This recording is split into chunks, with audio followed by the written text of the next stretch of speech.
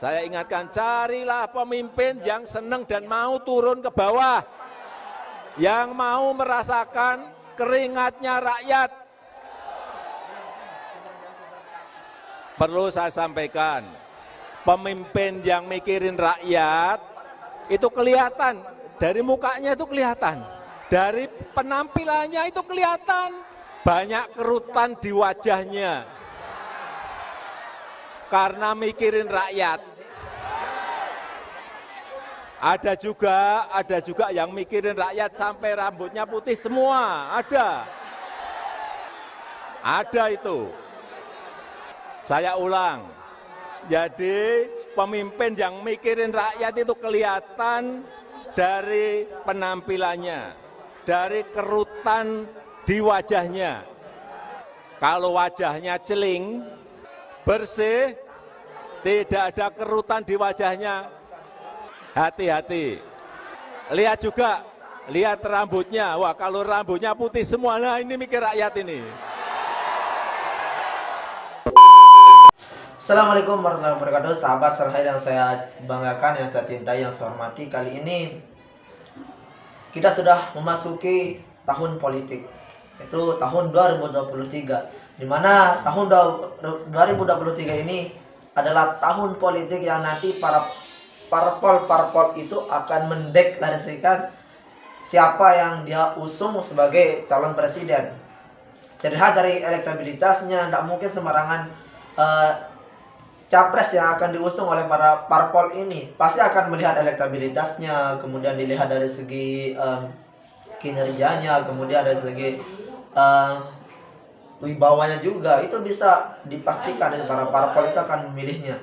Namun di sini saya pertegaskan, jangan asal-asalan memilih pemimpin, jangan hanya mau pemimpin yang bagus tetapi harganya itu 30.000. Jangan jual harga diri kita ini dengan harga 30.000. Sehingga apa? Sehingga nanti anak cucu kita tuh merasakan yang tidak enak. Dengan apa? Dengan salah kita ini, yang salah pemimpin, salah memilih pemimpin. Namun di awal video tadi sudah dijelaskan oleh Pak Presiden kita, Pak Presiden Joko Widodo, ciri-ciri daripada calon presiden, ciri-ciri daripada pemimpin Indonesia ini sudah dikatakan tadi oleh Pak Presiden kita. Salah satunya itu di mukanya tuh kerut-kerut, ada kerut-kerut. Karena kenapa? Karena bekas memikirkan rakyat Indonesia ini. Jangan mau memilih pemimpin yang hanya bisa duduk di bangku empuk ber-AC plus wifi lagi, sementara itu hasil daripada uang rakyat, dibeli dengan uang rakyat. Sementara mereka yang tidak bertanggung jawab sebagai pemimpin, mereka tidak mau memikirkan hak rakyat, mereka tidak mau memikirkan nasib rakyat. Mentang-mentang masyarakat miskin, BPJS kemudian dilayani dengan tidak sopan. Seperti kata kemarin di salah satu wali kota, itu walaupun mereka yang pakai BPJS itu tetap rakyat saya. Ini kan juga pernah dikatakan kemarin oleh Pak Presiden Jokowi, tolong layani dengan baik walaupun mereka yang pakai BPJS itu. Kemudian dari kriteria-kriteria yang telah disebutkan oleh Pak Presiden tadi di awal video itu, saya bisa pastikan 100% itu adalah Pak Ganjar. Ini prediksi saya, itu adalah Pak Ganjar. Kenapa? Karena Pak Ganjar merupakan sosok leadership, sosok pemimpin yang sangat bertanggung jawab, sosok pemimpin yang langsung mau turun ke rakyat. Tidak hanya duduk di bangku, kemudian di ruangan ber-AC, tidak. Tetapi Pak Ganjar langsung kerja. Ini adalah contoh daripada pemimpin yang sangat luar biasa, Pak Ganjar. Gubernur Jawa Tengah harus bangga memiliki pemimpin seperti Pak Ganjar yang harus didukung. Di saat awal kepemimpinan dari Pak Ganjar ini, itu jumlah daripada masyarakat kurang mampu itu lumayan banyak. Setelah Pak Ganjar memimpin Jawa Tengah, itu lumayan naik drastis. Bahkan Jawa Tengah sekarang sangat terpandang. Ada dari menteri luar negeri daripada negara-negara yang langsung berkunjung ke Jawa Tengah untuk melakukan apa? Untuk melakukan investasi besar-besaran di sana. Kemudian Pak Ganjar adalah merupakan kader PDIP Perjuangan. Dan saya yakin partai PDIP akan mampu memilih pemimpin yang seperti Pak Ganjar ini. PDIP harus bangga mempunyai kader seperti Pak Ganjar ini. Seperti nanti kita bisa lihat bahwa sebentar lagi akan hari lahir daripada PDI Perjuangan. Kemudian Pak Ganjar ini itu agak unik sih dalam membuat hari lahir partainya yang beliau cintai. Dengan salah satunya itu adalah membentuk atau membangun kalau tidak salah 50 kader PDIP yang tidak layak huni. Kemarin juga di Jawa Tengah banyak sekali rumah-rumah yang tidak layak huni itu direhabilitas oleh Pak Ganjar. Agar apa? Agar masyarakat miskin ini nyaman, tidak hanya pemimpinnya, tetapi juga Pak Ganjar ini memikirkan rakyat ini. Kenapa? Karena Pak Ganjar tidak akan pernah tidak memihak pada masyarakat yang tidak mampu. Pasti akan memihak. Karena apa? Karena itulah bentuk kecintaan daripada Pak Ganjar ini. Kemudian yang kedua, contoh atau kriteria pemimpin yang diusung atau yang diisyaratkan oleh Pak Presiden Jokowi adalah rambutnya putih. Kenapa? Karena itu merupakan bentuk daripada pemimpin itu memikirkan rakyatnya. Jangan kita memilih pemimpin yang pandai berbicara, tetapi apa? Kinerjanya tidak ada. Mereka hanya pandai berbicara sana sini, tetapi apa? Hasilnya tidak ada. Apakah ini yang Anda mau, rakyat? Jangan hanya Anda ini rakyat cepat terpengaruh dengan omong-omongan, apalagi omong-omongan Anies Baswedan. Tolong lihat dulu kinerja seperti apa. Membuat sumur resapan. Pada saat sumur resapan kemarin itu mobil molen itu jatuh. Akibat apa? Akibat sumur resapan. Dan kemudian saya yang tinggal di desa, yang saya tahu bahwa sumur resapan itu semua ada di belakang rumah. Namun di Jakarta ada di jalan-jalan. Ada di jalan-jalan. Inilah anehnya kota Jakarta. Sumur resapannya itu ada di jalan, setiap jalan. Kemudian apa? Kemudian yang tidak kita bisa lupakan bahwa teori daripada Anies Baswedan itu adalah air hujan turun dari langit kemudian masuk ke tanah. Ngapain harus disalurkan ke laut? Ini merupakan teori yang sangat tidak masuk akal.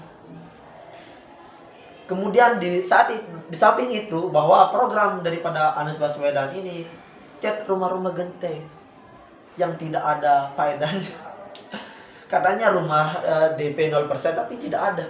Tetapi kalau Pak Ganjar ini sudah terbukti.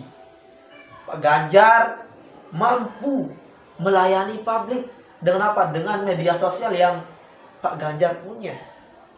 Ini yang sulit dimiliki oleh orang leadership yang lain, pemimpin yang lain sulit akan dimiliki. Bahkan dia punya Instagram atau apa, itu belum mampu memaksimalkan kinerja daripada atau pelayanan publik untuk masyarakatnya. Sehingga apa? Sehingga Pak Ganjar menerbitkan aturan itu bahwa pelayanan publik itu lebih efektif. Di samping juga lebih efektif agar laporan masyarakat itu bisa diterima di ranah pemimpin itu, apa kekurangannya, apa yang dikeluhkan oleh masyarakat. Kenapa? Karena banyak masyarakat yang tidak bisa mengeluarkan unek-unek pemikirannya. Dikarenakan apa? Karena masih bingung di mana tempat melapornya itu. Nanti dia melapor di sini, dia sendiri menjadi objektifnya itu nanti akan disalahkan. Sehingga banyak yang saya temukan juga di rumah sakit, di instansi itu pelayanan itu agak sulit untuk dilayani. Kenapa? Karena kita masyarakat bawah, kemudian kita mempunyai BPJS itu. Sehingga apa? Sehingga kita mau melapor tidak ada. Hanya ada di sana kotak saran, namun kotak saran itu tidak langsung dibaca oleh pemimpin itu atau bupati atau gubernur. Itu yang kita tidak punya di sini. Di Lombok ini. Lombok Barat ini. Nah, kalian yang masyarakat Jawa Tengah harus bangga mempunyai pemimpin leadership gubernur yang seperti Ganjar Pranowo ini. Dan apa yang dibuat untuk memeriahkan hari lahir partainya ini, Ganjar Pranowo ini membangun rumah yang dilayani untuk kader PDIP yang 50 itu menggunakan uang pribadinya. Ini bagi saya ini sangat keren. Betapa indahnya ketika para parpol mempunyai kader seperti Pak Ganjar. Betapa indahnya Indonesia ini. Tidak hanya menggunakan kata-kata, namun tidak bisa bekerja. Jangan seperti yang kemarin dikatakan oleh Rizik Sihab, itu haram. Yang non-Islam, yang non-Muslim haram ikut berpolitik. Kalau kita lihat sekarang, Anies sama Ahok. Anies ini orang Islam. Ahok ini non-Muslim. Tapi apa kerjanya? Lebih bagus Ahok. Islam itu tetap bagus, namun oknumnya yang merusaknya. Oleh karena jangan masyarakat ini cepat terpengaruh dengan hal-hal yang berkaitan dengan ayat-ayat agama untuk kepentingan dalam tanda kurung, untuk kepentingan mereka, untuk mereka tafsir sendiri, untuk membenarkan perbuatan mereka dengan dalil-dalil ayat agama. Itu yang tidak boleh. Bahkan Islam sendiri melarang hal-hal seperti itu. Kemudian nanti pada tahun 2024 semoga kita mendapatkan pemimpin yang seperti yang kita inginkan, seperti rakyat ini. Kenapa? Karena daripada pesan-pesan Pak Jokowi tadi itu merupakan mewakili rakyat. Sehingga apa? Sehingga Pak Presiden Jokowi itu mau pemimpin yang memperhatikan rakyat. Jangan yang malas-malas bekerja. Apalagi ya Pak, pandai berbicara namun tidak bisa bekerja. Ini yang lebih susah.